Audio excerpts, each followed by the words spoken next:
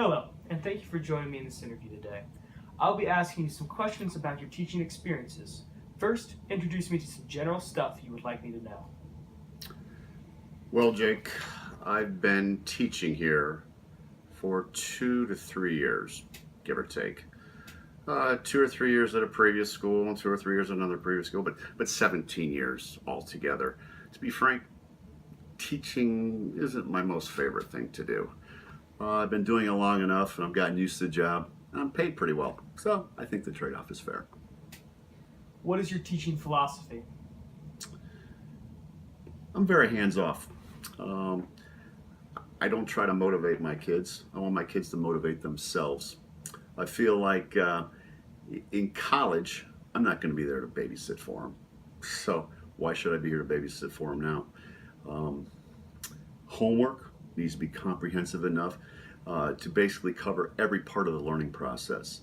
I want to cover every concept, and that could possibly come up on an exam. So it's expected that students spend at least 2 to 3 hours per night, and they come to class and they ask questions. I believe that if you're struggling in my class, you're simply not working hard enough. How would you describe the structure and policies of your course?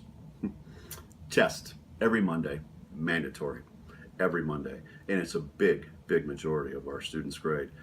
Also, pop-up quizzes pretty much every other day. The real world, I mean, we're required to demonstrate our knowledge on the spot. I'm not going to tell you in advance when we're going to have a test. So again, this is real world stuff that we're talking about here. I don't do labs. Labs are a waste of time. I'd rather have them listen to me teach. That's the most important thing. And then also too, horseplay. My kids aren't listening to me in class. I don't tolerate that. When I'm giving knowledge, they should be taking it in instead of chatting with their friends. I feel there are other times and places for that. Well, thank you for joining me in this interview, Mr. Mack.